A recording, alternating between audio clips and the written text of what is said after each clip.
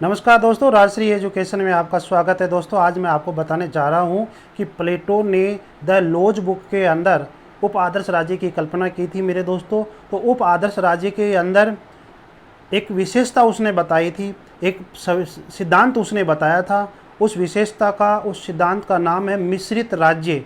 ये मिश्रित राज्य को ही हम क्या कहते हैं, मिश्रित संविधान के नाम से जानते हैं। मेरे दोस्तों, अब बात करते हैं कि उसने अपनी द लॉज बुक के अंदर मिश्रित राज्य या मिश्रित संविधान जैसी शब्दावली या विशेषता क्यों दी।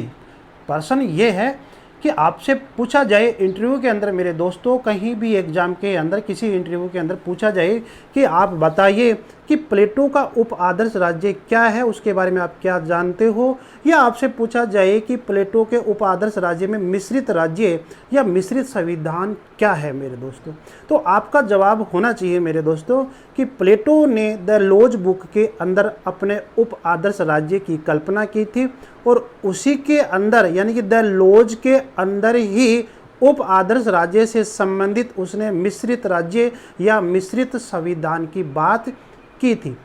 अब उसने क्यों की मेरे दोस्तों? क्योंकि आपको पता होना चाहिए, जब प्लेटो का जन्म हुआ था तो उस समय यूनान छोटे छोटे भागों में बटा हुआ था और मुख्य रूप से अगर यूनान के भाग देखे जाए तो दो भाग थे। पहला भाग कौन सा था? पहला देखते हैं हम कि एथेंस वह जगह है जहाँ पे प्लेटो का जन्म हुआ था। स्पार्टा, तो ये है दूसरे राज्य का नाम। तो एथेंस और स्पार्टा जैसे दो बड़े राज्य थे मेरे दोस्तों। वैसे तो राज्य बहुत सारे थे, छोटे छोटे बहुत सारे राज्य थे, लेकिन मुख्य रूप से दो ही राज्य थे, एथेंस और स्पार्टा। एथेंस में प्लेटो का जन्म हुआ था। ठीक है मेरे दोस्त, अब जब उनका जन्म होता है और लगभग वो 30 साल के हो जाते हैं मेरे दोस्तों, तो वहाँ जो उनके गुरु थे सुकरात, उनके गुरु सुकरात थे। सुकरात बड़े विशेषज्ञ और तर्क वितर्क वाले व्यक्ति थे और काफ़ी नॉलेज था उनको। तो सुकरात ने अपने तर्क विद्या से उन्होंने एथेंस की जो सरकार थी, जनतंत्र सरकार की क्या कर दी थी, आलोचना कर दी थी मेरे दोस्तों।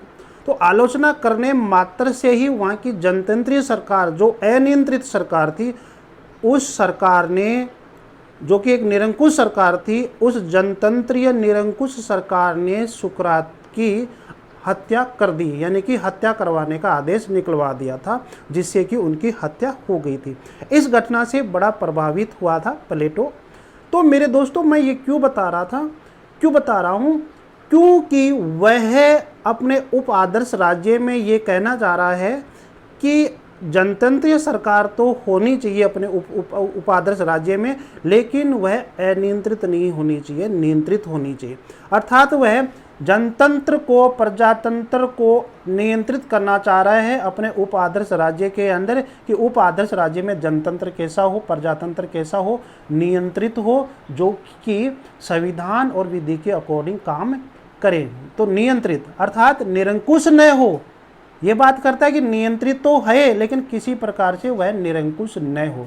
तो जहाँ ये बात करे कि पहले वह प्रजातंत्र का बहुत बड़ा विरोधी था और अब ये कहता है उप आदर्श राज्य के अंदर कि प्रजातंत्र होना चाहिए, लेकिन वह निरंकुश नहीं होना चाहिए, किसी भी प्रकार से अनियंत्रित नहीं होना चाहिए, उसे नियंत्रित होना चाहिए। और नियंत्रित कैसे होगा? संविधान और कानून के अकॉर्डिंग वह नियंत्रित होना चाहिए, अर्थात उसे संविधान और कानून के अकॉर्डिंग सरकार को काम करना चाहिए। ये तो एक मुख्य कारण है। दूसरा कारण क्या था कि जो जहाँ स्पार्टा था, स्पार्टा ने वहाँ की जो सामाजिक व्यवस्था थी कि स्पार्टा में योद्धा कि जो बालक बालिकाएं जन्मे वो एक योद्धा की तरह जन्मे, ठीक है, और जो योद्धा की तरह नहीं हुआ करते थे उनकी कोई वहाँ वैल्यू नहीं हुआ करती थी। तो स्पार्टा की सरकार ने शिक्षा से संबंधित जब व्यवस्था की मेरे दोस्तों, तो शिक्षा की व्यवस्था इस प्रकार से की कि वहाँ पर ज़्यादा से ज़्यादा सैनिक तैयार किया जाए। तो वहाँ की जो सैनिक तैयार करने की जो व्यवस्था थी वो एक तरह से ठीक नहीं थी। ठीक है मेरे दोस्तों। स्पार्टा के अंदर उस समय राजतंत्र था, जबकि एथेंस में जनतंत्रीय सरकार थी मेरे दोस्तों। तो स्पार्टा के अंदर जो सैनिक जो बनाने की जो व्यवस्था थी, सैनिक जो संगठन था, ठीक है, तो वो सैनिक संगठन की वजह से वहाँ की सरकार क्या हो जाती है, नष्ट हो जाती है, उसका पतन हो जाता है। वो भी क्या है कि एक तरह से निरंकुश सरकार थी। तो एथेंस में जनतंत्रीय सरकार थी लेकिन वह निरंकुश थी।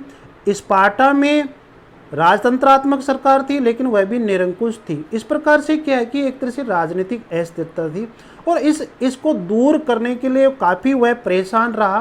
प्लेटो ने सोचा कि मैंने आदर्श राज्य की स्थापना कर दी और इससे काम नहीं चल रहा है तो क्या करूं, सोचने लग गया मेरे दोस्तों। तो बाद में अचानक उसके दिमाग में आया कि क्यों न मैं द लॉज बुक लिखूं और उसके अंदर उप आदर्श राज्य की कल्पना करूं। और संविधान के बारे में उसने कहा कि जो संविधान कैसे होना चाहिए, मिश्रित राज्य अर्थात मिश्रित संविधान कैसे होना चाहिए। प्लेटो मिश्रित राज्य को और मिश्रित संविधान को एक ही मानता है। ये अलग अलग चीज़ें नहीं है कि सर आप कहो कि मिश्रित राज्य और मिश्रित संविधान क्या है। मिश्रित राज्य कहो चाहे मिश्रित संविधान कहो, ठीक है मेरे दोस्तों, दोनों चीज़ एक ही है। तो अब मिश्रित राज्य और मिश्रित संविधान क्या है, प्लेटो के अकॉर्डिंग प्लेटो की द लॉज बुक के अंदर मिलता है कि प्लेटो ने मिश्रित राज्य के अंदर अर्थात मिश्रित संविधान के अंदर 3 संविधानों की चर्चा की है। 3 संविधानों की चर्चा की है मेरे दोस्तों, ठीक है। वो उसने कि एथेंस से तो क्या लिया, जनतंत्र शब्द लिया, और एथेंस में जहाँ निरंकुश सरकार थी यहाँ पर उसको क्या कर दिया, निरंकुश सरकार, यहाँ पर उसको ऊपर अंकुश लगाया है संविधान का और विधि का, कानून के नियमों का यहाँ पर अंकुश लगा दिया, अर्थात उसे नियंत्रित कर दिया अपने उप आदर्श राज्य में। तो आपको पता लगा कि एथेंस से उसने जनतंत्रीय सरकार की शब्दावली ले ली, यानी जनतंत्रीय संविधान ले लिया, और स्पार्टा में राजतंत्र सरकार थी जो कि सैनिक संगठन सैनिक व्यवस्था के कारण उसका पतन हो गया था, क्योंकि वहाँ पर बुद्धि की कमी थी, लोग विवेकशील नहीं थे।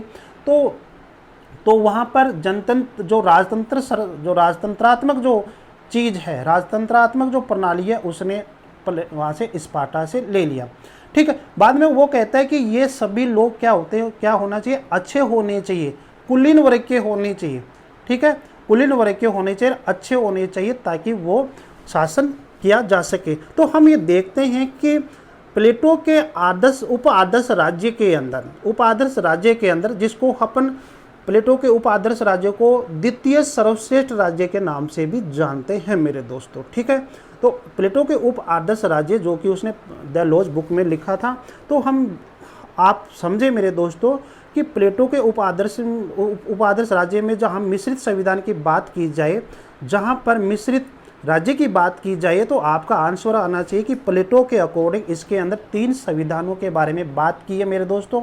याद करना, जनतंत्रात्मक सरकार, कुलीन तंत्रात्मक सरकार और राजतंत्रात्मक सरकार, इन तीनों से मिलकर वह मिश्रित संविधान की कल्पना करता है।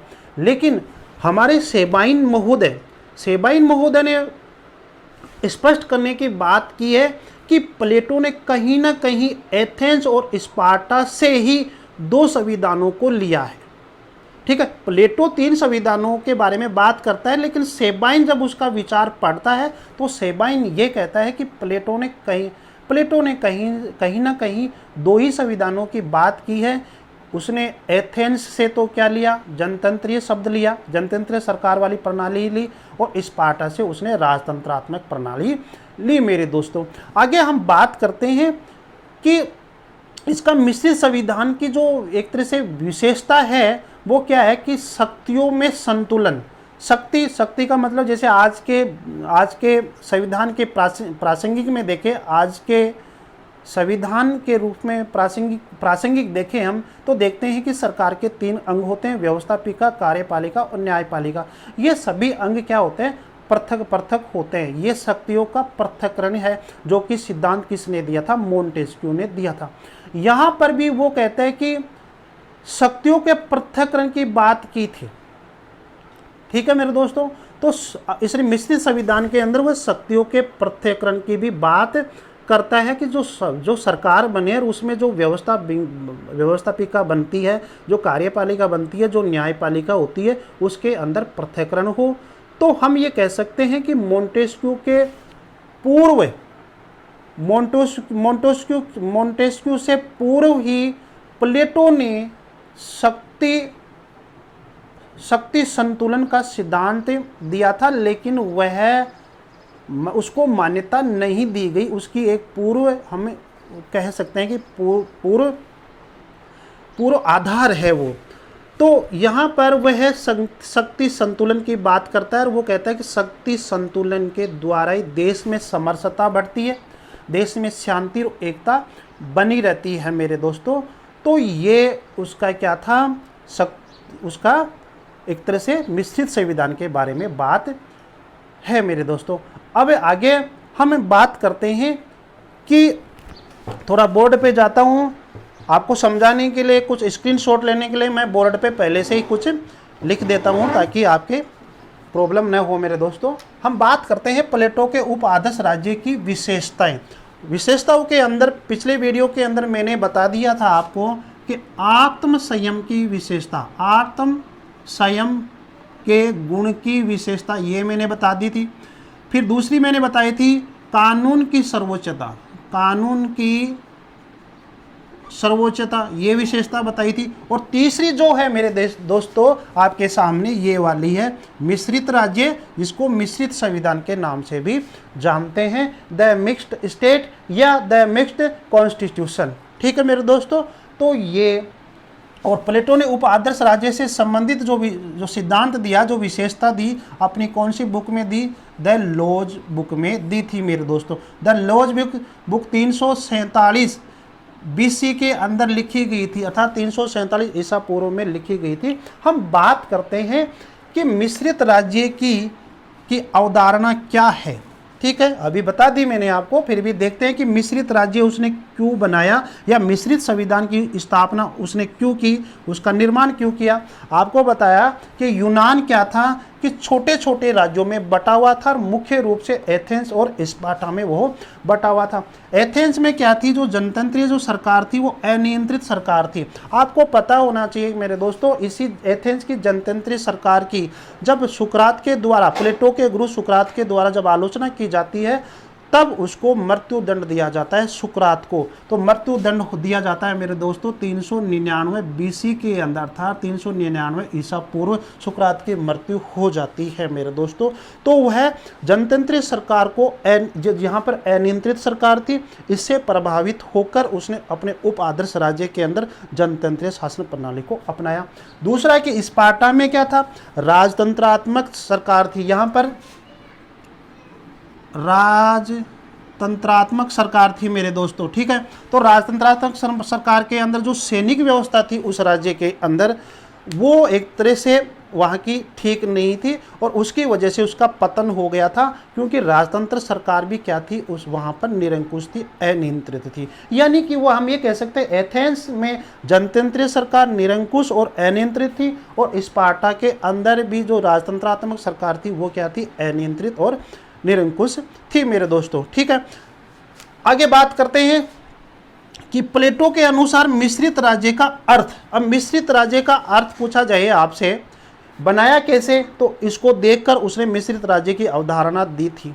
ठीक है, अब वो कहता है कि मिश्रित राज्य के अंदर 3 चीजें होना बहुत जरूरी है। ये प्लेटो के अकॉर्डिंग द रिपब्लिक में ऐसा लिखा हुआ है मेरे दोस्तों कि मिश्रित राज्य के अंदर उसने 3 संविधानों के बारे में बात की थी। मिश्रित संविधान क्या है, मिश्रित राज्य क्या है, तो आपका आंसर होना चाहिए कि मिश्रित संविधान का अर्थ प्लेटो के अकॉर्डिंग क्या है, राजतंत्रात्मक है, कुलीन तंत्रात्मक है और जनत्रात्मक है। अर्थात जब राजतंत्रात्मक, कुलीन तंत्रात्मक और जनत्रात्मकता का मिक्स रूप है, अर्थात एक अच्छा जो रूप होता है, उसकी बात वह अपने उप आदर्श राज्य में बात करता है, ताकि इस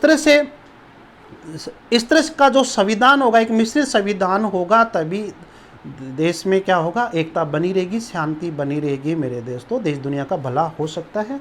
देखिए, सेबाइन ने स्पष्ट करने की कोशिश की है। सेबाइन ये कह रहा है कि प्लेटो ने क्या है कि द लोज में वर्णित प्लेटो का जो उप आदर्श राज्य है वह राजतंत्रात्मक शासन की कुछ बुद्धि, अर्थात राजतंत्रात्मक शासन की कुछ बुद्धि को सम्मिलित किया है, ठीक है, विवेक को सम्मिलित किया है कि राजतंत्रात्मक कैसे शासन करता है, तो उसकी बुद्धि को यहाँ पर सम्मिलित किया है। आगे वह कहता है कि लोकतंत्रात्मक शासन की स्वतंत्रता का को यहाँ पर समन्वय किया है। तो शेबाइन ये कहता है कि कहीं ना कहीं कि प्लेटो के जो मिश्रित राज्य है उसके अंदर 3 नहीं 2 ही है। क्या? एक तो राजतंत्रात्मक, दूसरा लोकतंत्रात्मक। प्लेटो कहता है कि राजतंत्रात्मक शासन कैसे होता है उसकी बुद्धि को यहाँ पर सम्मिलित किया है, राजतंत्रात्मक शासन की बुद्धि, और लोकतंत्रात्मक शासन की स्वतंत्रता को यहाँ पर सम्मिलित करता है। लेकिन प्लेटो की जब द लोज बुक पढ़ते हैं तो उसमें हमें यह मिलता है कि प्लेटो के मिश्रित राज्य या मिश्रित संविधान के अंदर 3 संविधानों की चर्चा की गई है, राजतंत्रात्मक, कुलीन तंत्रात्मक और जनतंत्रात्मक। इन तीनों मिले जुले रूपों को वह मिश्रित संविधान की संज्ञा देता है। मेरे दोस्तों आगे अगली विशेषता के बारे में चर्चा करते हैं। स्क्रीनशॉट ले लीजिए मेरे दोस्तों आप एक बार। दोस्तों अगली विशेषता के बारे में बात करते हैं कि प्लेटो के उप आदर्श राज्य में अगली विशेषता के बारे में बात करेंगे राज्य की भौगोलिक स्थिति, वह मेरे दोस्तों जनसंख्या। प्लेटो द लोज बुक के अंदर उप आदर्श राज्य की कल्पना की और उप आदर्श राज्य के अंदर जो विशेषता बताई उसके अंदर राज्य की भौगोलिक स्थिति और जनसंख्या के बारे में भी उसने मेरे दोस्तों बताया। अब बात करते हैं सबसे पहले भौगोलिक स्थिति। भौगोलिक स्थिति के बारे में प्लेटो ने अपने उप आदर्श राज्य में क्या कहा। प्लेटो ये कहना चाहता है कि जैसे वो कहता है कि समुद्र जो है, समुद्र अर्थात सागर तट से दूर क्या होना चाहिए, दूर क्या होना चाहिए मेरे दोस्तों, दूर, बहुत दूरी पर, बहुत दूर क्या होना चाहिए, राज्य होना चाहिए। ठीक है मेरे दोस्तों, समुद्र अर्थात सागर तट के पास राज्य नहीं होना चाहिए। राज्य क्या कहाँ होना चाहिए, सागर तट से, समुद्र से बहुत दूर।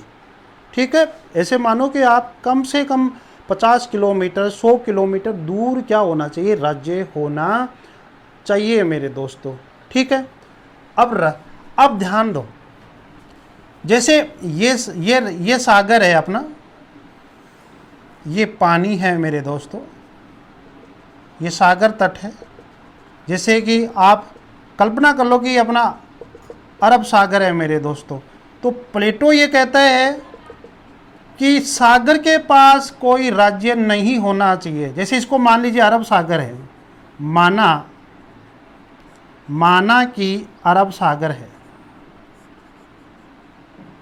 सागर है, तो क्या प्लेटो के अकॉर्डिंग सागर के पास कोई राज्य होना चाहिए? यदि आज प्लेटो होता, यदि अपने देश में प्लेटो शासनाध्यक्ष होता, तो क्या बम्बई अरब सागर के पास रहती?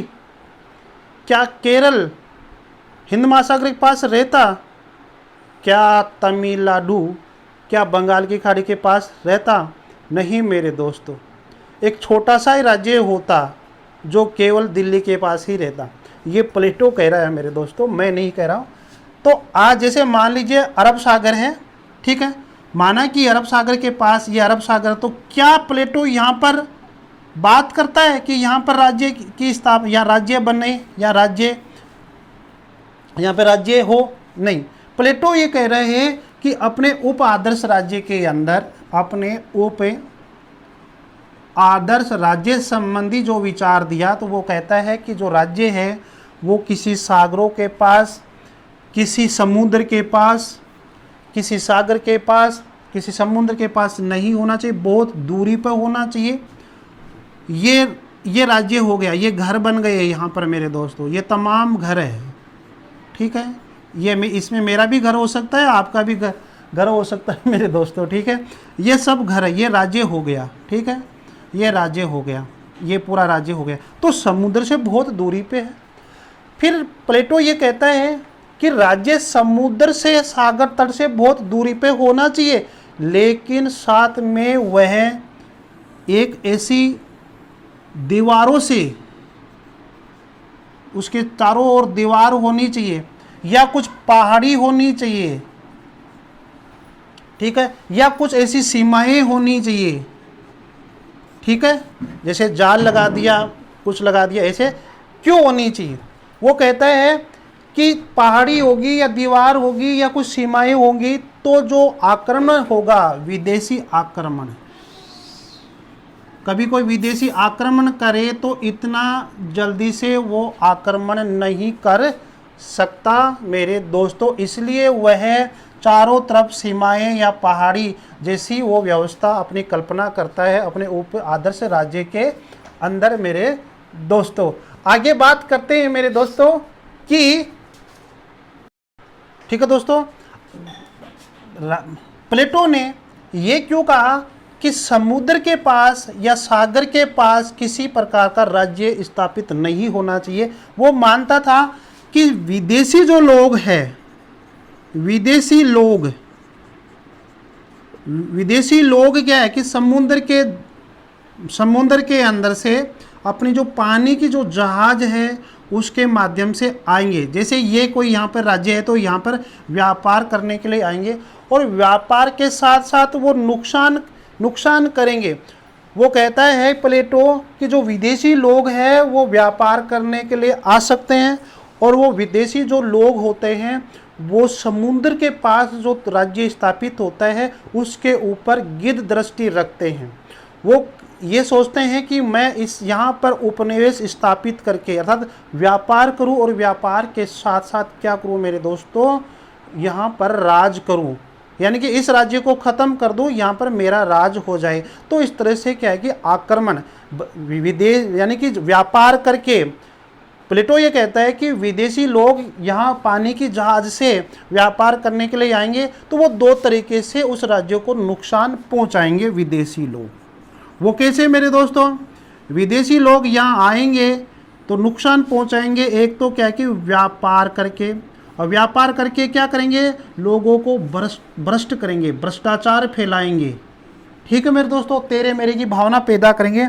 दूसरा कि वो कभी भी आक्रमण कर सकते हैं उस राज्य की कमजोरी को देखकर, ठीक है। और ज़्यादा यहाँ मुझे समझाने की ज़रूरत नहीं है और सीधा सा आपको पता है कि ईस्ट इंडिया कंपनी, ठीक है, ज़्यादा मैं नहीं कहूँगा। तो इस तरह से प्लेटो की ये सोच बहुत पहले ही थी मेरे दोस्तों कि विदेशी किस प्रकार से आक्रमण कर सकते हैं। तो विदेशी आक्रमण एक तो क्या है कि पानी के जहाज से रेडीमेड कपड़ा वगैरह लेके आएंगे लोग और यहाँ इस राज्य के अंदर बेचेंगे, तो वह राज्य को उपनिवेश स्थापित करेंगे और चारों तरफ क्या है कि भ्रष्टाचार फैला देंगे, तेरे मेरे की भावना खेलेंगे। तो वो भ्रष्टाचार करके, भ्रष्टाचार कैसे करेंगे? व्यापार के माध्यम से। फिर यहाँ की कमजोरी देखकर उसके ऊपर आक्रमण कर देंगे और यहाँ पर अपना शासन स्थापित कर लेंगे मेरे दोस्तों, जैसे कि ईस्ट इंडिया कंपनी ने ऐसा कुछ हमारे यहाँ पर किया था। तो ऐसी नीति, इससे सावधान होने के लिए प्लेटो ने सबसे पहले ही बता दिया था, ठीक है मेरे दोस्तों। आगे वो बात करते हैं। अब वो कहता है कि यहाँ नहीं होना चाहिए। क्यों नहीं होना चाहिए? विदेशी आक्रमण से और भ्रष्टाचार से बचने के लिए राज्य कहाँ होना चाहिए? बहुत दूर पर होना चाहिए। और वो भी कैसे? चारों तरफ कुछ सीमाएं होनी चाहिए, कुछ दीवार होनी चाहिए या कुछ पहाड़ी जैसा एरिया होना चाहिए वहाँ पर, ताकि जल्दी से कोई विदेशी लोग कोई आक्रमण नहीं कर सके। ये उसका मुख्य बिंदु था कि भौगोलिक स्थिति कैसी होनी चाहिए मेरे दोस्तों, ठीक है। अब ये बात करता है कि यहाँ अब राज्य को तो यहाँ स्थापित कर दिया, फिर राज्य, प्लेटो ये भी कहता है कि राज्य समुद्र से दूर होना चाहिए, बहुत अच्छी बात है, लेकिन राज्य के अंदर जो पेड़ होगा, जिस पेड़ की लकड़ी से यदि पानी की जहाज बनाई जाती है, पानी की जहाज, अच्छा, पानी की जहाज जिस लकड़ी से बनाई जाती है वह लकड़ी भी उस राज्य में नहीं होनी चाहिए। यदि लकड़ी होगी तो लोग जहाज बना लेंगे और जहाज के माध्यम से जो राज्य दूर स्थापित है उस राज्य के लोग क्या है कि समुद्र के मार्ग से या सागर के मार्ग से दूसरे देशों में चले जाएंगे।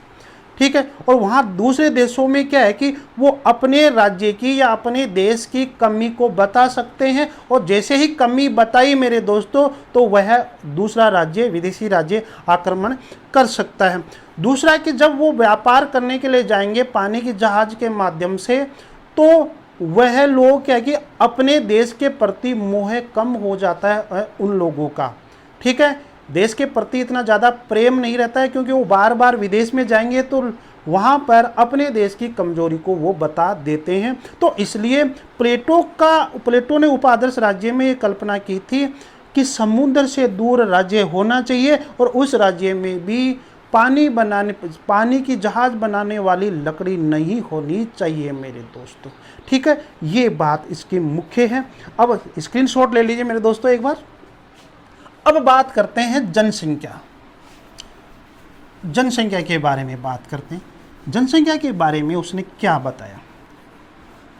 ठीक है, आपको पता होना चाहिए कि जब प्लेटो विश्व भ्रमण पर गया मेरे दोस्तों, तो विश्व भ्रमण के ऊपर वहाँ विश्व भ्रमण पर गया तो वो पाइथागोरस से बड़ा प्रभावित हुआ था। पाइथागोरस से बड़ा प्रभावित हुआ, और पाइथागोरस है ना, पाइथागोरस एक संख्या को बड़ा महत्व देता था। 5040 की जनसंख्या को पाइथागोरस के जीवन में बहुत ही उपयोगी थी। उसके नॉलेज के लिए, पाइथागोरस के नॉलेज के लिए बहुत उपयोगी थी। ठीक है, 5040 की जनसंख्या। अब उसी 5040 जनसंख्या को आधार मानकर उसने ये कह दिया अपने विचारों के अंदर कि राज्य की जनसंख्या कितनी होनी चाहिए मेरे दोस्तों, 5040। तो हम ये कह सकते हैं कि वह पाइथागोरस से प्रभावित होकर उसने 5040 राज्य की जनसंख्या स्थिर रूप से करने की बात की थी, अर्थात राज्य में 5040 की जनसंख्या होनी चाहिए। फिर वो आगे कहता है कि 5040 की जनसंख्या क्यों होनी चाहिए, तो वो 2 कारण बताता है। कारण कितने बताता है मेरे दोस्तों, वो 2 कारण बताता है। पहला कि 5040 की जो संख्या है उसका विभाजन मतलब 10 तक की संख्याओं का क्या कर सकते हैं, उसका विभाजन कर सकते हैं। मतलब 2 से 10 तक की सभी संख्याओं में बांटी जा सकती है कि ये 5040 जो संख्या है इसको 2 से 10 तक की संख्या में बांटी जा सकती है, संख्या में बांटी जा सकती है मेरे दोस्तों। 2 से 10 तक की सभी संख्याओं में बांटी जा सकती है, ये कारण दिया। ठीक है, अब बात करते हैं तो इनको संख्या को बांट सकते हैं अपन, यार 5 को है तो इसको अपन 3 गुणा इस तरह से संख्या को बांट सकते हैं और बांटी जा सकती है संख्या। जैसे 5 है तो इसको 2 + 3 कह सकते हैं, प्लस 0 है, 4 है तो 2 + 2। ठीक है, ये इस तरह से इसको बांट सकते हैं, अलग अलग इसका वर्गीकरण कर सकते हैं मेरे दोस्तों। ठीक है, विभाजन 2 से 10 तक की संख्या में बांटी जा सकती है। दूसरा वो बताता है कारण की गुणनफल कहता है कि जो 5040 की जनसंख्या है मेरे दोस्तों, वह संख्या क्या है कि 1 से 7 तक की गुणनफल है। गुणनफल में वो 2 बताता है, 2 तरीके से गुणनफल बताता है मेरे दोस्तों कि 1 से 7 तक। ठीक है मेरे दोस्तों, और फिर क्या है कि 7 से 10 मेरे दोस्तों, 7 या लिख दूँ 7 से 10 तक का गुणनफल।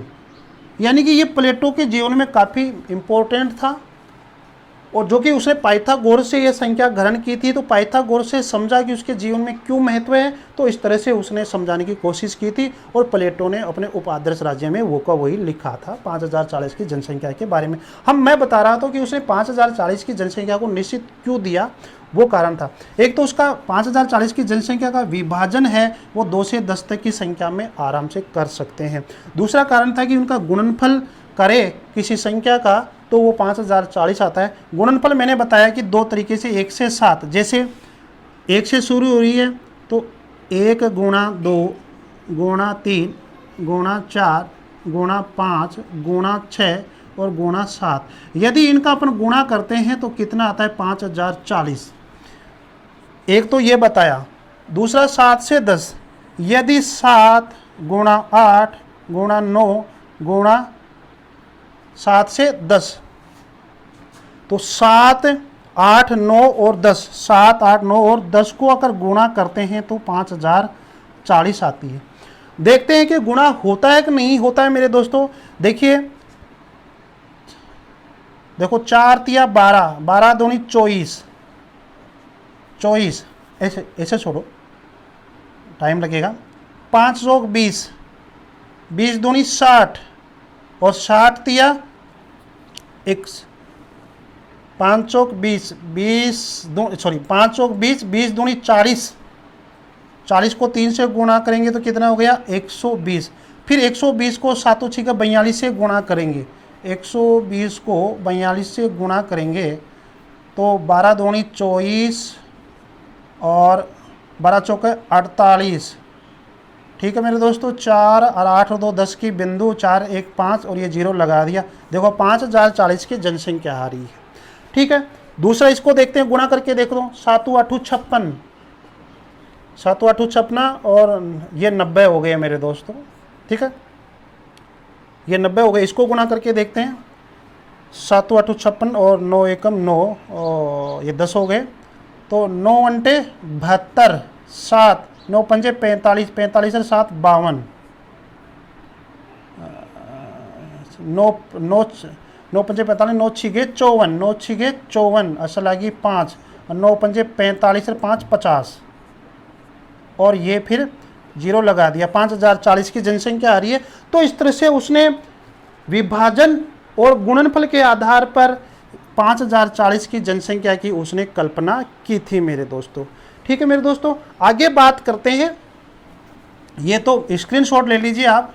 एक तो वो पाइथागोरस से प्रभावित हुआ था और प्रभावित होकर उसने राज्य की जनसंख्या 5040 करने की थी कि राज्य की जनसंख्या 5040 से न तो ज़्यादा होनी चाहिए न कम होना चाहिए। इसका मतलब वह राज्य को ये कहना चाहता है कि राज्य की जनसंख्या पर क्या होना चाहिए, नियंत्रण होना चाहिए, कंट्रोल होना चाहिए। जनसंख्या विस्फोट कभी भी नहीं होना चाहिए मेरे दोस्तों। आगे बात करते हैं कि अब जो दूसरा पॉइंट देखते हैं कि 5040 की जनसंख्या को 12 से भाग देते हैं ना, तो ये मुख्य भाजक मानता है, मुख्य भाजक, कि 5040 की जनसंख्या में यदि 12 का भाग देते हैं तो पूरा पूरा भाग चला जाता है। तो ठीक है मेरे दोस्तों, तो ये मुख्य भाजक है। तो मुख्य भाजक होने के कारण भी इसका एक मुख्य कारण हो गया। और इसी तरह उसने क्या किया, ये भी कारण मुख्य भाजक है।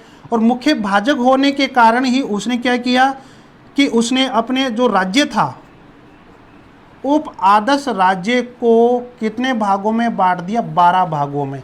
यानी कि 5040 की जनसंख्या में 12 का भाग जा रहा है और 12 के आधार पर ही उसने अपने उप आदर्श राज्य को 12 भागों में बांट देता है। और यही नहीं, फिर अपने उप आदर्श राज्य में जो जातियाँ थी मेरे दोस्तों, जातियाँ थी, उसको भी 12 भागों में बांट देता है। बड़ा महत्व है इसका। 5040 की जनसंख्या में 12 का भाग जा रहा है। ठीक है, मुख्य भाजक है। मुख्य भाजक के आधार पर उप आदर्श राज्य के अंदर क्या कर दिया, 12 जातियाँ कर दिया। क्या कर दिया, 12 जातियाँ कर दिया। ठीक है, और बात करते हैं कि अब प्रशासन चलाने के लिए 12 के आधार पर 12 समिति गठित करता है। प्रशासन चलाने के लिए ही वह क्या करता है, 12 प्रकार की समितियों की चर्चा करता है मेरे दोस्तों। ठीक है, तो 12 प्रकार की समितियों की चर्चा करता है और ये कहता है कि महीने के अंदर, एक वर्ष के अंदर कितने होते हैं?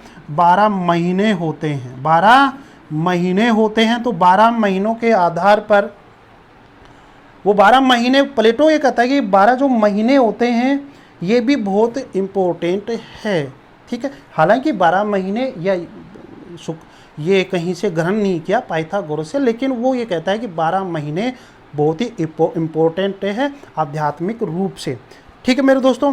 आगे वो बात करता है कि उसने जो उपादर्श राज्य के अंदर जो मुद्रा थी और जो नाप तोल का जो बाट थे, नाप तोल के जो बाट थे, यानी कि मुद्रा को, नाप तोल को कितने भागों में बांट रखा था? 12 भागों में बांट रखा था, अर्थात द्वादश भागम, द्वादश भागों में बांट रखा था। आप याद रख लेना कि प्लेटो ने अपने उप आदर्श राज्य के अंदर अपने मुद्रा को और नाप तोल को भी 12 भागों में बांट रखा था। क्यों बांटा था? क्योंकि 5040 की जनसंख्या के अंदर मुख्य वो भाजक मानता है किसको? 12 को। इसी के आधार पर उसने अपने उप आदर्श राज्य के अंदर उप आदर्श राज्य को 12 भागों में बांटा, अपने उप आदर्श राज्य के अंदर जातियों को 12 भागों में बांटा, और उप आदर्श राज्य के अंदर जो समितियां बनी थी प्रशासन चलाने के लिए उसको 12 भागों में बांटा, ठीक है। और उसी के आधार पर उसने मुद्रा को और नाप तोल को भी कितने भागों में बांटा था मेरे दोस्तों? 12 भागों में। फिर वो कहता है कि 12 महीने जो होते हैं वो भी बहुत ही अच्छे होते हैं, शुभ चिंतक होते हैं। तो वह 12 महीनों की भी वो क्या करता है, एक तरह से कल्पना करता है कि 12 महीने भी होने चाहिए मेरे दोस्तों। तो 12 महीने होते हैं एक वर्ष के अंदर। लेकिन अब वो इसका एक और कारण क्या करता है? आध्यात्मिकता से जोड़ देता है। इन 12 चीज़ों को वो क्या कर देता है? आध्यात्मिकता से जोड़ देता है। और वो कहता है कि एक वर्ष के अंदर 12 महीने होते हैं। इस चीज़ को आध्यात्मिकता से जोड़ रहा है मेरे दोस्तों। वो कहते हैं कि एक वर्ष के अंदर 12 महीने होते हैं, ठीक है मेरे दोस्तों। और 12 महीने के अंदर यदि देवताओं की हम उपासना करते हैं तो देवता हर महीने हमारी मनोकामना पूरी करते हैं।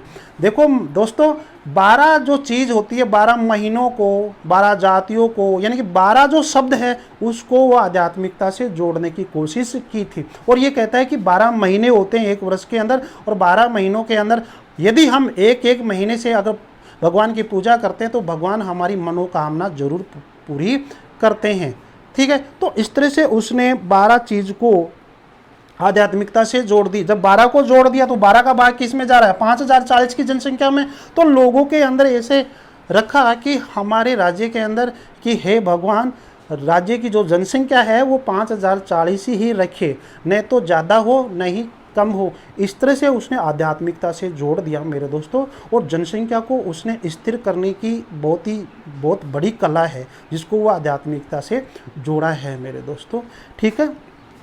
तो ये बात है मेरे दोस्तों।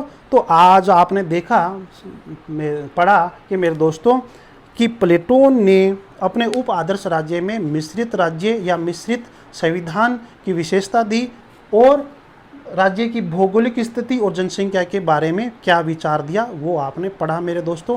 जहाँ रहो मस्त रहो। वीडियो को लाइक और शेयर करना न भूलें दोस्तों, ये अपना प्राथमिक कार्य है। और ओके।